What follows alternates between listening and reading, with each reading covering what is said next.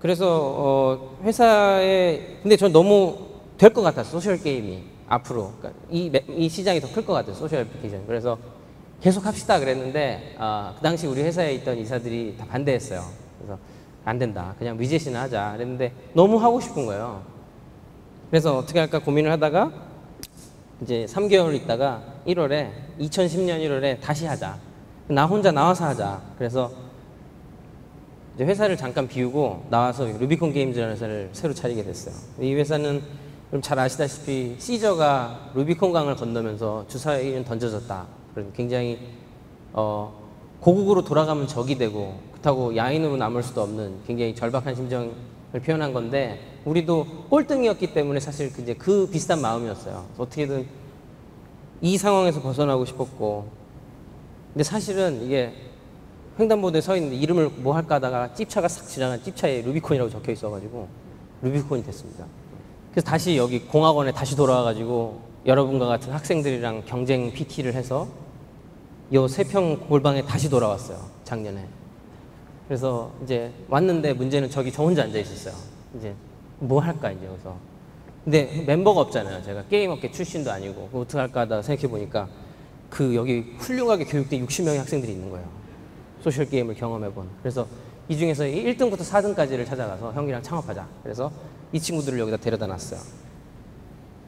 그리고 이제 제 블로그랑 트위터를 통해서 창업 멤버를 구합니다. 그러고 확 띄웠어요. 근데 많은 분들이 공감을 해주셔가지고 이제 RT를 열심히 해주셔서 이제 노출이 많이 됐고 140명이 지원을 했어요. 창업 멤버로. 사실 이게 창업 멤버를 지원한다는 것 자체가 굉장히 아이러니한데 그래도 뭐 어떡하겠어요. 아는 사람이 없는데 이제 많은 분들이 자기소개를 잘 해주셔가지고 제 면접을 많이 봤는데 이렇게 이제 주로 좀 이 특이한 사람을 위주로 뽑았어요. 이를테면 막 게임 업계에 10년 있었어요 이런 사람은 웬만하면 안 뽑고 왜냐면 다른 사람이 휘둘릴 수 있잖아요. 그런 분이 한 분이라도 있으면. 그래서 최대한 이상한 사람.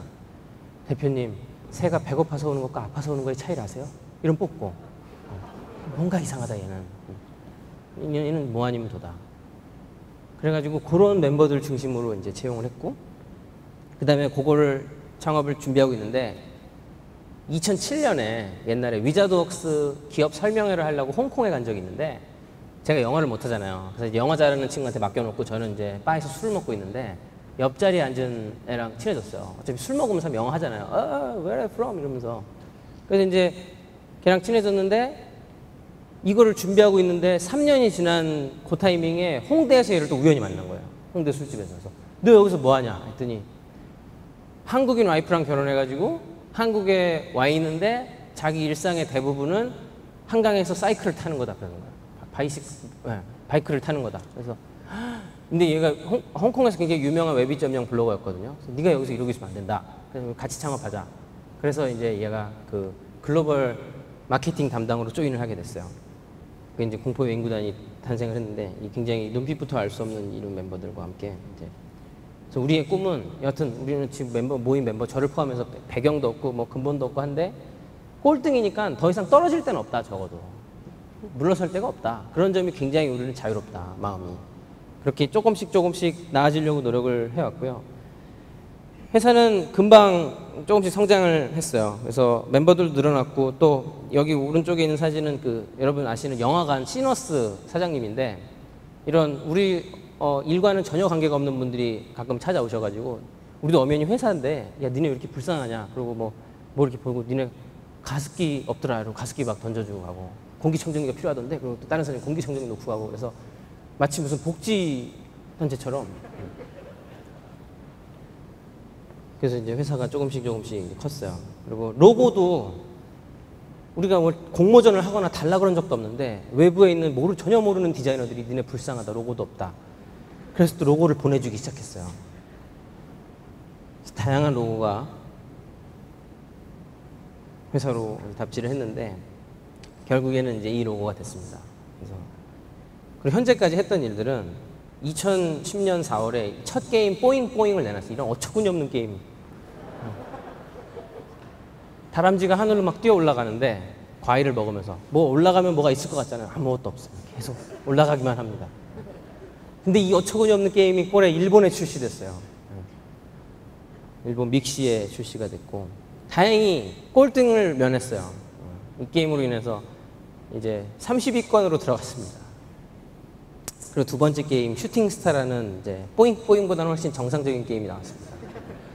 그리고 이제 딱 보시면 아시겠지만 이제 가운데에서 포를 뿅뿅뿅 쏴가지고 3개, 4개 팡팡팡 터지는 이제 그러면서 스테이지를 깨나가는 게임인데 사실은 이런 게임들은 소셜 게임에 어울리지 않게 소셜성이 굉장히 약했어요. 그럼 우리도 경험이 필요하니까 이제 해봤던 거고 다행히 이것도 역시 순위가 또 2배 뛰어 올라서 10위권에 들어갔습니다. 이 게임으로. 그리고 세 번째는 갑자기 우리가 또 오버해가지고 무슨 우주도시를 건설하는 본격 시뮬레이션 게임을 개발했어요. 올해 1월에 나왔는데 이거 역시 망했습니다. 이거 보시면 이제 아시겠지만 뭐 이렇게 친구들과 함께 자기 우주도시 행성을 꾸미는 게임이거든요. 이것도 잘 되는가 했더니 역시 근데 순위는 또 역시 많이 올라갔어요. 그러다가 이제 지금은 드디어 마지막 게임을 개발하고 있습니다. 드림밴드라는 밴드 육성 시뮬레이션 게임인데 이달 말 출시됩니다. 이게 마지막 게임이에요. 더 이상 돈이 없어서 못 만듭니다. 여러분이 많이 써주셔야 됩니다.